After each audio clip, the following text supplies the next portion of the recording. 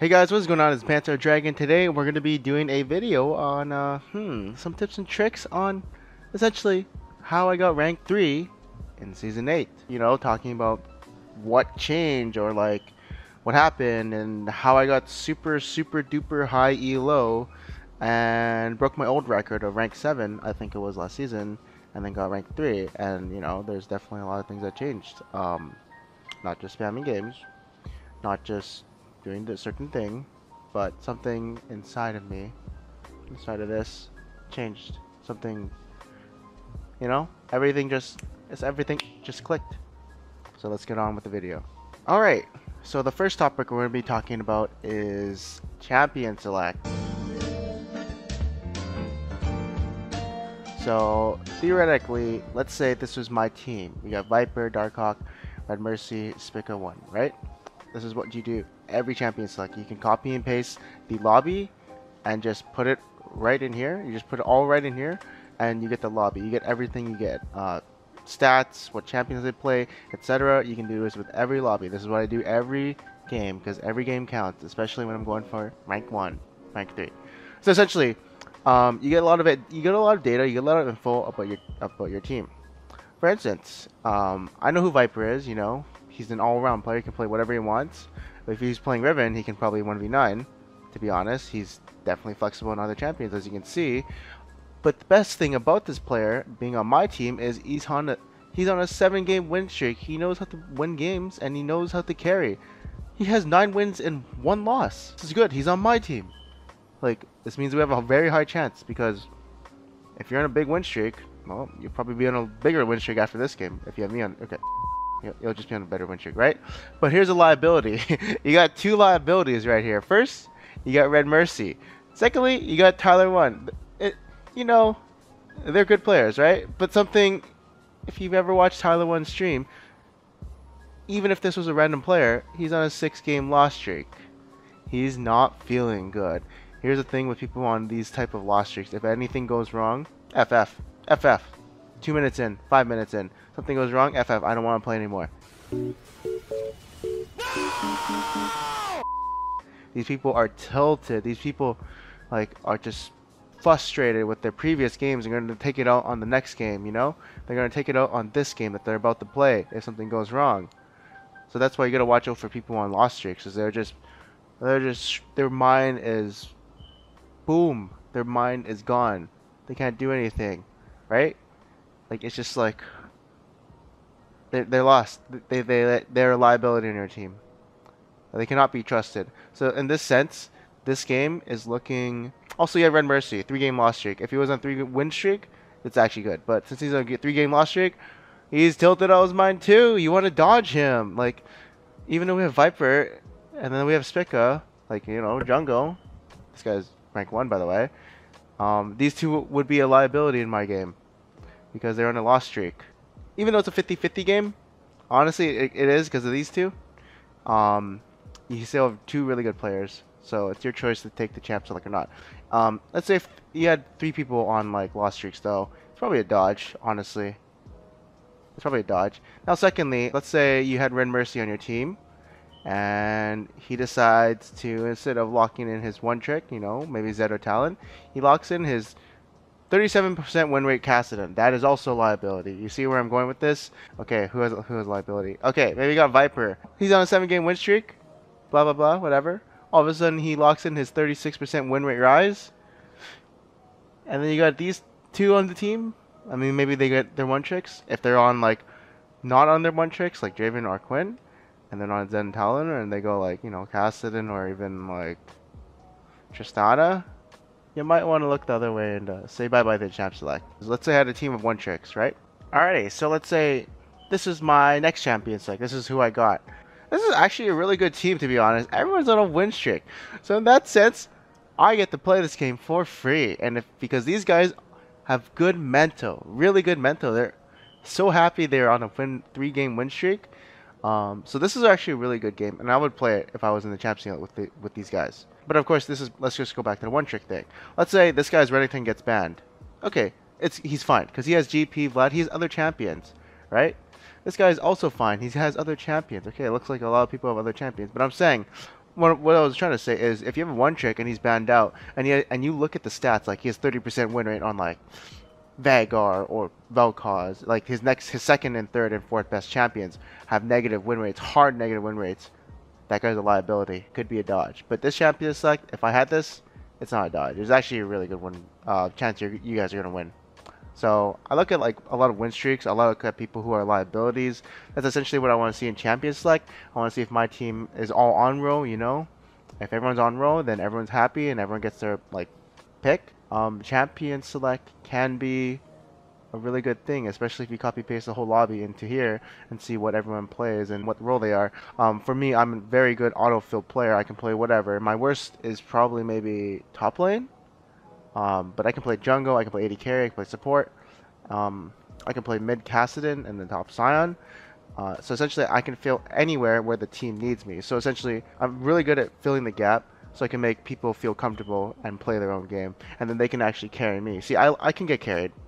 I can also do my job in whatever role because I kind of understand more of how the game works. Not a lot of people can because they're one tricks or that's how they climbed. But I've been playing this game way too long and something unlocked inside of me. I'll tell you more about that. I don't even know how I got it, but it just kind of clicked into me.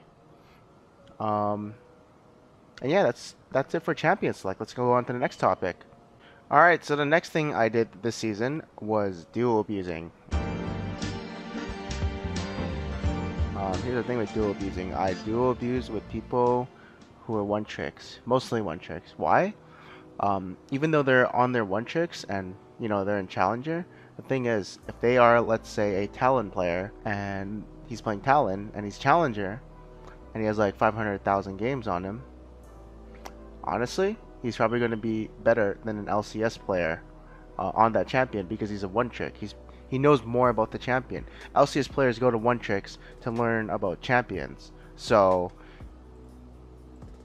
essentially, when you play with a person who's playing maybe even a really OP champion, and he's a one trick, he's gonna win you the game. He is going to help you win the game.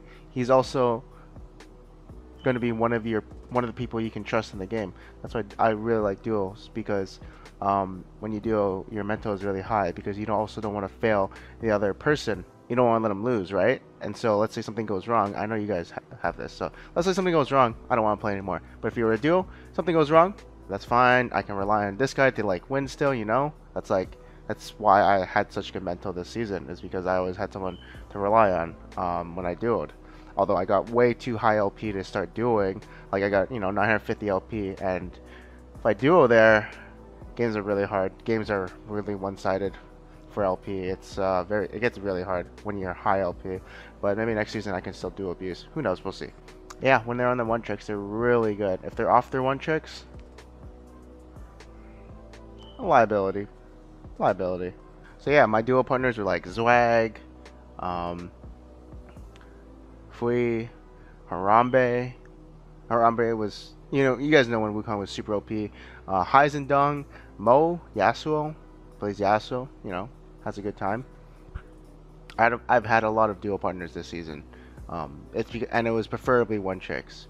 But yeah, duo abusing is really good, especially because even if the game looks grim, we've won like three kills, 20 deaths, we still win. Like you see those super duos who have like 50% win rate, or 50 wins and 3 losses to Challenger or Master. Those guys can carry every game because every game is winnable, even if they're behind. And that's what would keep helping me, because when I deal with Fui, even if he was behind, he'd be 3-9. He can still do his job, which is one shot AD carry and go stealth and do all this and one shot and just abuse stealth. Stealth champs, love them. Yeah, one tricks, they don't tilt easily, in my opinion. They'll still do their job even when they're behind. If they're ahead, they're gonna do an even better job. That's what I did this season. So that's dual abuse for you. Next on the list is how I said like one trick hit the Challenger. Well, I two tricked. I would spam a champion for a patch. Like Skarner was OP, I'd spam him. Evelyn was OP, I'd spam her. Tally's OP, I'd spam her. Although that was a learning curve I had to go through, but I spammed her still. And yeah, I mean, right at the moment, I just play Kane and Talia. That's the two champions I play. So essentially, I'm two tricking two. In the bot lane, MF Heimer. In mid lane, Kassadin. Top lane, Sion. Support, you got Soraka and Blitz. I don't play Blitz anymore. I actually think Soraka is just so much more broken. But that's just me. But essentially, you see that my champion pool is very, very, very, very small, and for a good reason. It's because I can work on those champions instead of spreading my little brain cells across a bunch of few champions and maining everything. Cough, cough, Red Mercy does that. He plays a little bit too much, but I always keep telling them, hey, you better just play two champs. I see you play way too much. That's a problem. You play way too much champions. Unless you're having fun, of course it's fun, but if you're trying to climb, just stick like 5 champs. You know? That's all you gotta do. And of course, I was playing OP champions. What I thought was OP, I'd play it. Simple. If you're one of those people who are commenting like, dude, this guy just plays OP champions. That's how he gets so much elo. And then I don't know, you're probably just like some guy in top lane playing Trundle top, just hard stuck like, like bronze and being like complaining like that. It's just like, yeah, well, I mean, like, it's how you climb is you play good champions. If you want to play your Trundle top with your 44% win rate, I mean, good luck. But that's how you kind of do it. Let's play OP champions. Alright, next thing is, the champions I also played were never early game champions. If you notice, the champions I listed, they were all mid game, late game scaling. I think if you play early game champions in solo queue, it's really dumb because if you're a champion that plays early game, and maybe say, you don't have 3 winning lanes, even though you're supposed to, supposedly, and then that fails, then it's like, what's your backup plan? You don't have a backup plan. So early game champions, I don't like them. Unless you can like get your early game cheese every time like Zinzal, but I don't play Zinzal because I can't find that early game cheese anymore, aka red gank mid, I can't find it anymore. So I like champions who can be useful later in the game. Talia and Kane, super great mid game, late game. I love those kind of champs. Heimer and Nev too. Like they're both really good champions. But like early game champs, Nocturne, like if it doesn't go your way, you're fucked later in the game. So that's why I hate those champions. I don't think they're good. I mean, it's maybe in competitive, but not in solo queue. Alright, and the final topic that I will be talking about will be this one thing I followed. So essentially, this is someone did stats with League of Legends, and he like did a survey of 1,000 people or whatever. Like just got like 1,000 sample sizes. Essentially, what happens was, this is the main part I want to talk about. Essentially, what it's saying is like, let's say if you're on a hot streak, you gotta continue that hot streak. If you're like, maybe today I plan to play like 5 games. Okay, I just got a 3-game win streak. I'm hot. I'm fucking on fire. I can shit on anyone. Like everyone in the next game is gonna be my bitch, and I'm gonna win these games. If I'm on a loss streak, of course, like 0-3, or I'm like on a 3-game loss streak, like my mental's boom. Things are gonna piss me off, I don't want to play anymore. I'm just forcing myself to play because I want that one win to satisfy my need. I don't do that anymore. In Season 7 I did. This season I didn't. I think the topics I talked about today were the things that I think made me become rank 3. I didn't talk about anything about skill or mechanics or macro. I might do that in another video. Maybe in another video also I will talk about mentality and how you can win every game with really good mental. So yeah, make sure you guys check out those guides coming up soon. And yeah, thank you guys for watching this video. We'll see you guys next time. Peace out.